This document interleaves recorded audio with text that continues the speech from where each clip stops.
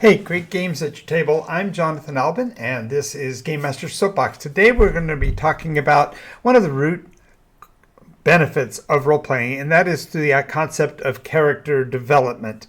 We're going to be talking not only about the historicity of how players become developed characters, and also how the very concept of characters develop within the players. Sort of a bias or a bounce between the player and the character, talking about how each of them develops in turn a little bit each time they play, because the mechanics of role-playing games aren't enough to actually cause characters to develop, and neither is there specifically a point in which the player becomes, if you will, the character. And so we're going to talk about that process. Matter of fact, I'm probably going to have to do a take two right here because that really was clumpy. Take two. Great games at your table. I'm Jonathan Albin. This is Nikos RPG, and we are looking at character development. How it happens, why it happens, and when it happens. Before we do that, make sure you go down below and press all the buttons so that the algorithm will know that you're part of our audience. And let's get underway, shall we?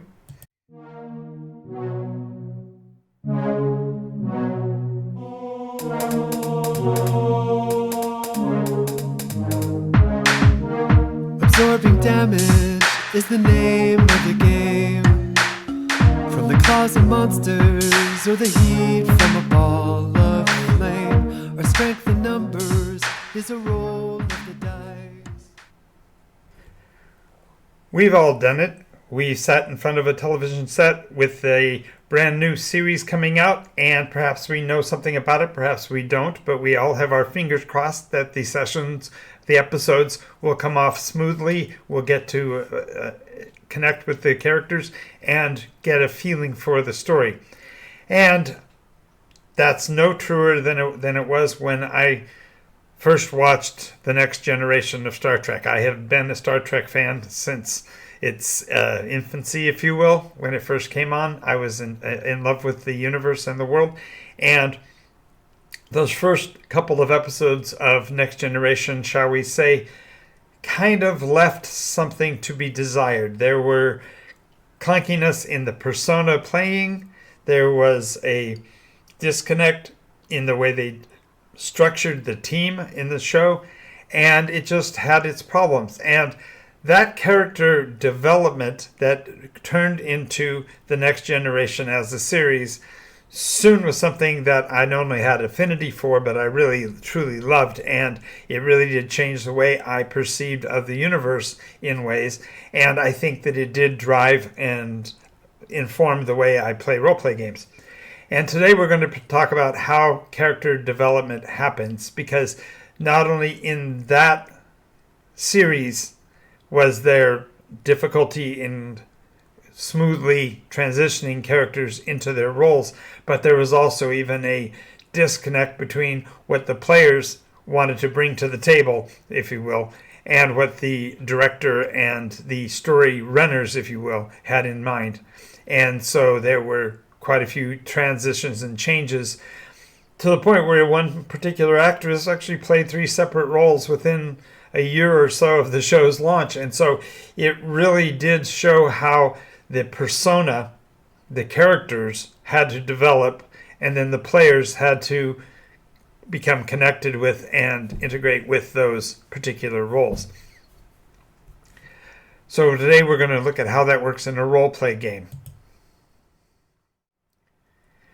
Right off the bat, there is, of course, the surface mechanical transitions, and because of the very nature of role-play games, the very concept of character advancement and character progression and character, if you will, development come hand in hand. So mechanically, there is a given numeric threshold whereby advancements are provided to the character mechanically, and those improvements change the way the character interacts with the world. They become less fearful of the interaction because they have a greater survivability. They have better skill at accomplishing tasks within the game, and even their sheer survivability increases over time. With those being the case, therefore, that rudimentary advancement is mechanical and has very little to do with the player's interaction. The player in this case is simply standing in the position, so to speak, and waiting for the time to pass for those advancements to occur.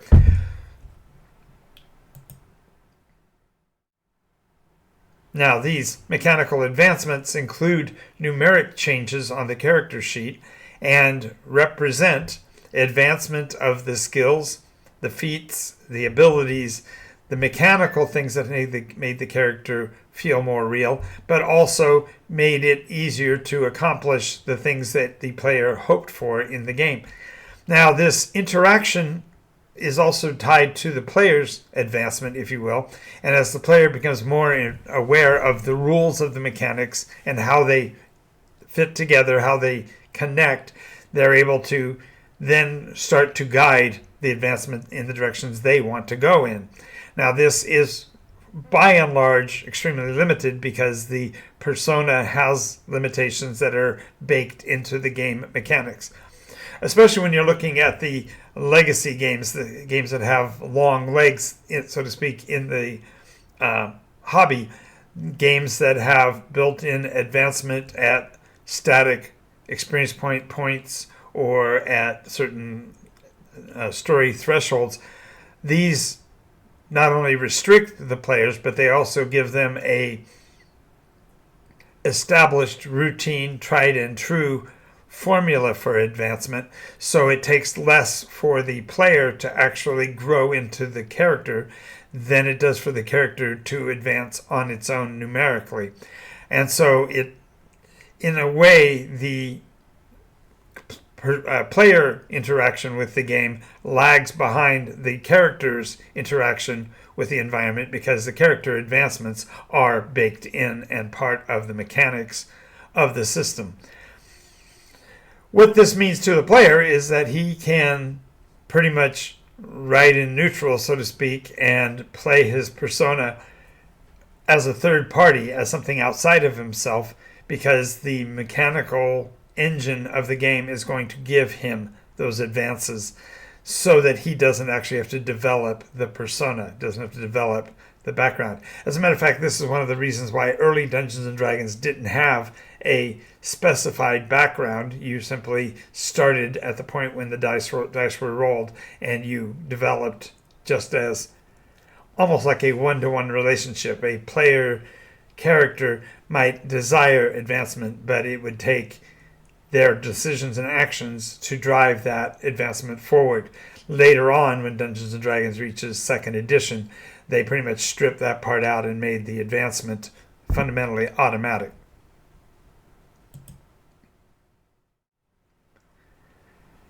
Furthermore, when you are talking about the advancement of a story, you are not talking necessarily about the advancement of the character within that framework. And one of the biggest difficulties that game masters, especially early in the hobby, have is understanding how to keep the character advancement in check with the situational conditions of the game as he sets it forth. And so the story can either run in advance of the players, hoping that they eventually catch up with their skills and abilities, or the story can lag behind, where the characters are advancing numerically far in advance of what the story can handle, and therefore either side of that equation can lead to the players feeling disconnected and not part of the story.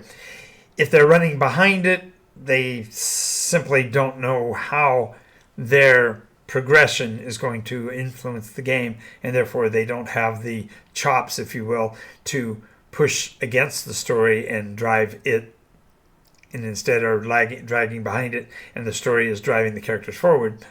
Or conversely, they are so savvy in terms of their personal understanding of the mechanics of the game that they literally run roughshod over the story as being developed because they simply can. And either of these are dissatisfactory, and in some cases the game master gets trapped in the equation, always running behind his players and having to fundamentally act as a line judge rather than an actual director of the story. Whereas in other places, the game master's lead on the story is so powerful that they actually cause the players to feel as if they're being dragged by the nose through the story, hence the negative connotation of the railroad game master.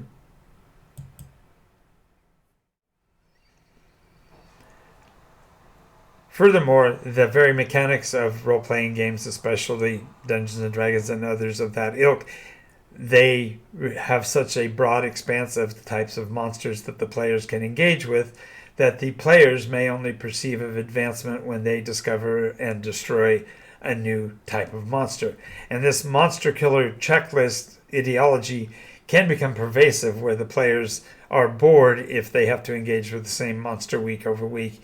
And so it's not surprising that products like Monster Killer or The Witcher come out, where there's constantly new and innovative ways of messing with the players, that the game master no longer has to actually do any story progression, but instead simply tosses a new monster out each week for the players to overcome. This doesn't mean that the players aren't developing, it just means that the characters' progression is now specifically tied to how many of the monsters they have defeated and how long it has taken for them to do so.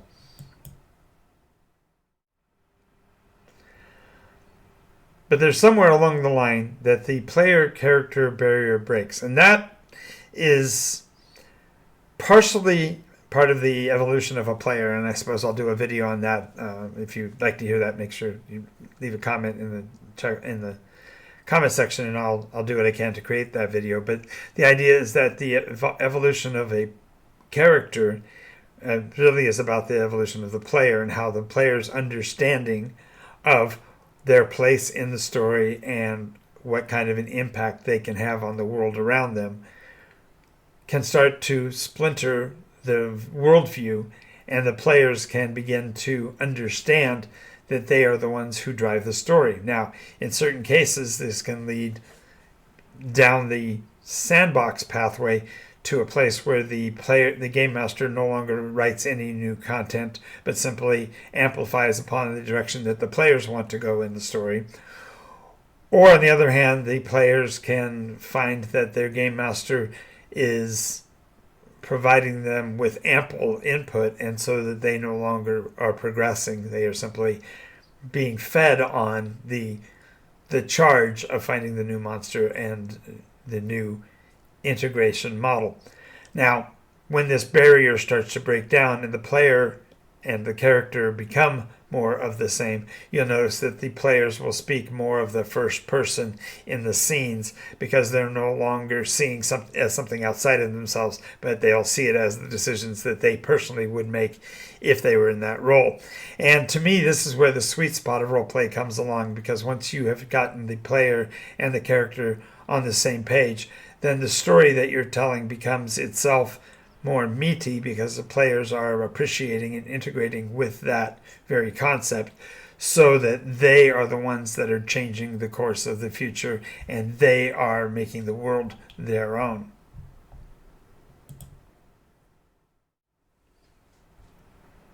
Now, there is a matter of crossover parallax, and this is an interesting conundrum. It's when your players have gotten to the point where they are experiencing in role play the one-to-one correlation between their actions and the world's reaction, and they're at the same time also seeing their character advancement and not seeing it moving as efficiently or as speedy as they would like.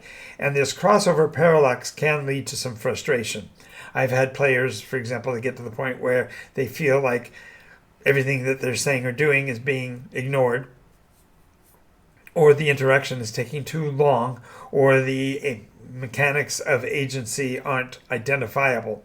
And in any of those cases, what they're really looking for are the points where, the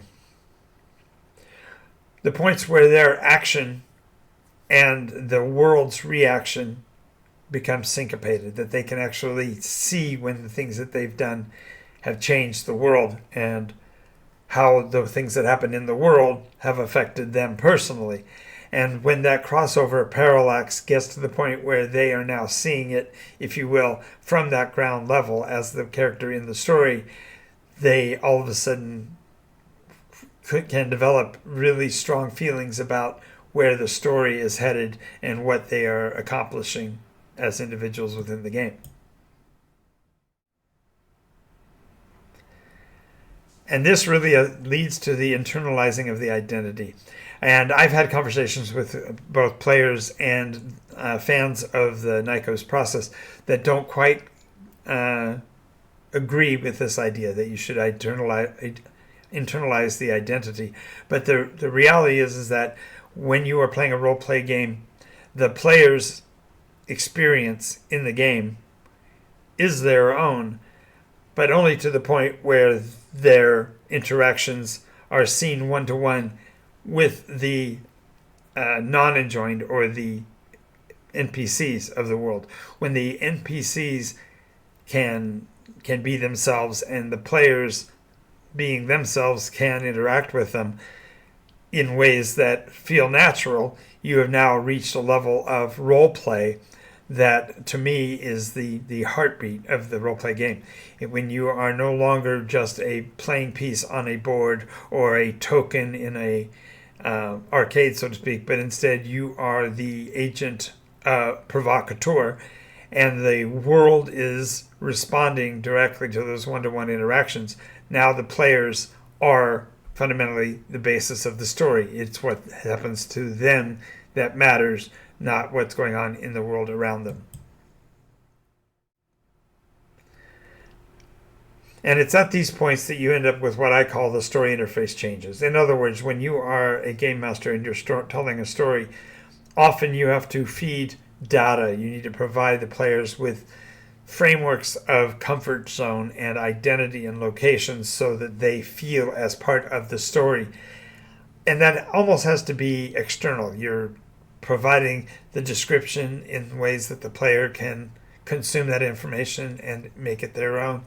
You are providing them with lore points that allow them to feel like they know the story well enough to be telling parts of it on their own.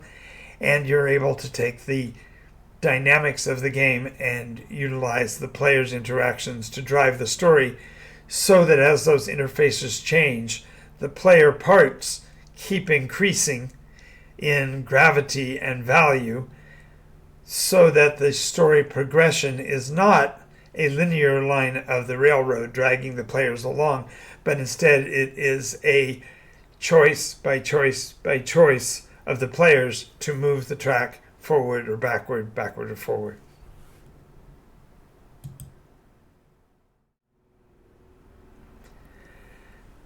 This leads eventually to what I consider the crossover point where the story is now alive and it no longer has to be on life support. I believe that the game master's relevance to the story is to bring it to life, to give it resonance, to give it gravitas, if you will, a value that the players will want to hold on to.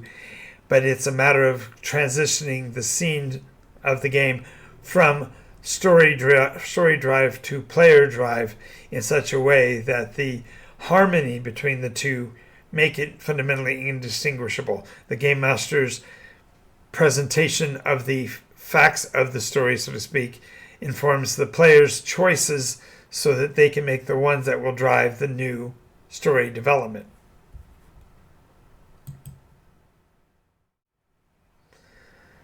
It really comes down to a character building, but I think what perhaps is the most stunning about it to me is that it's about the player's character building, not the player characters building, if you see the difference. If a player doesn't advance from seeing the character as a 2D cutout, a miniature on a table, or a token in the video arcade, so to speak, then they haven't actually developed role-playing skills. But when you talk about a character, a player who has improved their understanding, their ability to intake information, and their internalization of that story into making their character progression feel like real life, then you've actually developed a great player character relationship and a persona versus story connection that's unstoppable. I want to thank you for being here for tonight. This is Jonathan Albin, Nikos RPG. This has been Game Master Soapbox, and so I'll get down off my soapbox now. Before I go, make sure that you know that what Grandpa says is always true. Stop messing around and go play.